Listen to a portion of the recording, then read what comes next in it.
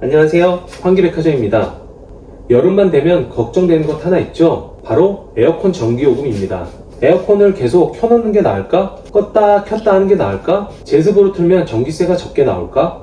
환기를 하면 냉난방기가 더 나오는 게 아닌가? 이런 궁금증 정말 많으시죠? 그런데 에어컨 전기세를 효율적으로 관리하려면 가장 먼저 알아야 하는 게 있습니다. 바로 내 에어컨이 인버터형인지 정속형인지입니다. 오늘은 인버터와 정속형의 차이부터 제습모드, 여름철환기, 그리고 전열교환기까지 한 번에 정리해 드리겠습니다. 첫 번째, 내 에어컨이 인버터형인지 정속형인지 확인하세요. 에어컨은 크게 인버터형과 정속형으로 나눌 수 있습니다. 왜 이걸 먼저 알아야 할까요? 두 제품은 냉방할 때 실외기를 작동시키는 방식이 다르기 때문입니다. 쉽게 설명해 볼게요. 인버터형은 자동차의 가속 페달처럼 필요한 만큼 출력을 조절할 수 있습니다. 처음에는 강하게 냉방해서 실내 온도를 빠르게 낮추고 설정 온도에 가까워지면 실내기의 출력을 낮춰 현재 온도를 유지하는 방식입니다. 반면 정속형은 실내기가 일정한 출력으로 작동합니다. 설정 온도에 도달하면 실내기가 멈추고 실내 온도가 다시 올라가면 다시 작동하는 방식입니다. 그래서 같은 시간 동안 사용하더라도 에어컨 종류와 사용 방법에 따라 전력 소모량이 달라질 수 있습니다.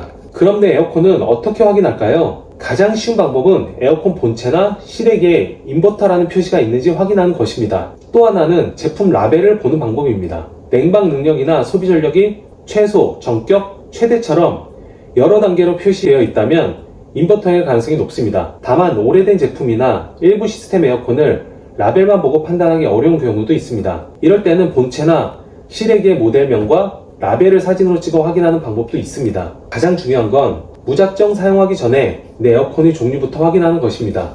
두 번째, 인버터 에어컨은 어떻게 사용해야 할까요? 인버터 에어컨은 처음부터 약하게 트는 것보다 처음에는 강하게 냉방해서 실내 온도를 빠르게 낮춘 다음 적정 온도를 유지하는 방식이 일반적으로 효율적입니다. 예를 들어 실내 온도가 30도라고 해볼까요? 에어컨을 켜고 실내 온도를 26도로 맞춥니다. 처음에는 에어컨이 강하게 작동하면서 실내 온도를 빠르게 낮춥니다. 그리고 목표 온도에 가까워지면 인버터가 출력을 낮춰가면서 온도를 유지합니다. 그래서 인버터형은 짧은 시간마다 껐다 하기보다는 장시간 사용할 경우 적정 온도를 유지하면서 운전하는 것이 유리한 경우가 많습니다. 물론 실제 전기 사용량은 에어컨의 성능뿐만 아니라 집의 단열 상태, 외부 온도, 설정 온도, 사용 시간 등에 따라 달라집니다. 세 번째, 정속형은 사용법이 조금 다릅니다. 정속형은 인버터처럼 실내기의 출력을 자유롭게 조절하는 방식이 아닙니다. 설정 온도에 도달하면 실내기가 멈추고 실내 온도가 다시 올라가면 다시 작동하는 방식입니다. 따라서 정속형은 사용하지 않는 시간까지 장시간 켜놓기보다는 실제로 필요한 시간에 사용하는 것이 중요합니다.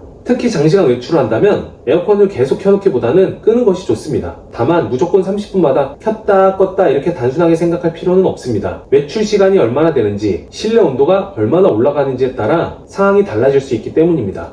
결국 가장 중요한 것은 내 에어컨의 종류를 먼저 알고 그에 맞는 방법으로 사용하는 것입니다. 네 번째, 제습 모드가 전기세를 줄여줄까요? 여기서 정말 많은 분들이 오해하십니다. 제습으로 틀면 전기세가 적게 나오겠지? 꼭 그렇지는 않습니다. 에어컨의 제습도 기본적으로 냉방 사이클을 이용하기 때문에 제습 버튼을 누른다고 해서 전기 사용량이 무조건 크게 줄어드는 것은 아닙니다. 특히 날씨가 굉장히 습한 날에는 습도를 낮추기 위해 에어컨이 더 오래 작동하면서 전력 소비가 커질 수도 있습니다. 그래서 제습은 무조건 전기세 절약 이렇게 생각하시면 안 됩니다. 요즘 나오는 일부 인버터 에어컨은 제습 기능에서도 희망 온도 등을 설정할 수 있기 때문에 일반 냉방과 전력 소비 차이가 크지 않을 수도 있습니다. 반대로 제품에 따라 제습 방식이 다르기 때문에 모든 에어컨을 똑같이 생각해서도 안 됩니다. 결국 제습은 전기세를 줄이기 위한 버튼이라기보다 습도를 조절하기 위한 기능이라고 생각하는 것이 좋습니다. 다섯 번째, 그런데 여름에는 왜 환기가 중요할까요? 여름에는 덥고 습하니까 환기를 하지 않는 게 좋다고 생각하시는 분들이 많습니다. 그런데 환기를 하지 않으면 실내에서 발생하는 이산화탄소와 냄새, 각종 오염물질과 습기가 계속 쌓일 수 있습니다. 특히 가족들이 하루 종일 생활하는 집이라면 실내 공기질 관리가 더욱 중요합니다. 그렇다고 창문을 계속 열어놓고 에어컨을 돌리는 것도 좋은 방법은 아닙니다. 왜냐하면 차가운 실내 공기는 빠져나가고 덥고 습한 외부 공기가 들어오기 때문입니다. 그러면 에어컨은 빠져나간 냉기를 보충하기 위해 더 많은 냉방을 해야 할 수 있습니다. 그렇다면 어떻게 해야 할까요? 바로 여기서 전열교환기를 활용하는 방법이 나옵니다. 6번째, 여름철 환기에 전열교환기를 활용해보세요. 전열교환기는 실내의 오염된 공기를 배출하고 외부의 새로운 공기를 실내로 들여오는 환기장치입니다. 그런데 일반적인 창문 환기와 다른 점이 있습니다. 바로 열교환입니다. 여름철에는 실내에 차가운 공기를 배출하면서 외부에 뜨겁고 습한 공기가 들어오게 되는데, 전열교환기는 배출되는 공기와 들어오는 외부 공기 사이에서 열을 교환해 환기 과정에서 발생하는 냉방 에너지 손실을 줄여주는 데 도움을 줍니다. 쉽게 말하면 창문을 활짝 열고 환기하는 것과 전열교환기를 이용해 환기하는 것은 다릅니다. 특히 여름철처럼 에어컨을 장기간 사용하는 계절에는 냉방과 환기를 따로 생각하는 것이 아니라 함께 관리하는 것이 중요합니다. 전열교환기도 종류가 너무 많고 상황에 따라서 선택해야 하기 때문에 제가 고정 댓글에 전열교환기 고르는 방법 총정리해 놓은 영상이 있으니 관심 있으신 분들은 확인해 주세요. 7번째, 여름철에는 이렇게 사용해보세요. 먼저 내 에어컨이 인버터인지 정속형인지 확인합니다. 인버터라면 처음에는 빠르게 실내 온도를 낮추고 적정 온도에 도달한 뒤에는 온도를 유지하는 방식으로 사용하는 것을 고려해보세요. 정속형이라면 불필요하게 장시간 운전하지 않도록 사용시간을 관리하는 것이 중요합니다. 그리고 제습 모드는 전기세 절약 버튼이라고 생각하지 마세요. 습도가 높을 때 적정하게 활용하되 제습 모드 자체가 무조건 전기세를 줄여주는 것은 아닙니다. 그리고 가장 중요한 것, 환기가 필요할 때는 환기를 해야 합니다. 에어컨 전기세가 걱정된다고 창문을 계속 닫아놓는 것도 좋은 방법은 아니고, 반대로 에어컨을 켜놓고 창문을 계속 열어놓는 것도 냉방 효율에는 좋지 않습니다. 그래서 냉방 중 환기가 필요하다면 전열교환기를 활용하는 방법을 고려해보세요. 마지막으로 딱 정리해드리겠습니다. 여름철 에어컨 전기세를 줄이는 핵심은 단순히 에어컨을 적게 트는 것이 아닙니다. 첫 번째, 내 에어컨이 인버터형인지 정속형인지 확인하기. 두 번째, 에어컨 종류에 맞게 사용하기. 세 번째, 제습 모드가 무조건 절전 모드가 아니라는 것 기억하기. 네 번째, 냉방 중에도 필요한 환기는 포기하지 않기. 다섯 번째, 전열교환기를 활용해 냉방 손실을 줄이면서 환기하기. 이 5가지만 기억하셔도 올여름 에어컨과 환기를 사용하는 방법이 훨씬 쉬워집니다. 그리고 우리 집에 전열교환기가 있는데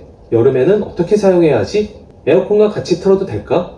24시간 환기해도 괜찮을까? 궁금하시다면 댓글에 집 평수와 전열교환기 모델명을 남겨주세요. 환기백화점이 우리 집에 맞는 환기 방법을 쉽게 알려드리겠습니다. 구독과 좋아요는 환기백화점에게 큰 힘이 됩니다. 지금까지 환기백화점이었습니다. 감사합니다.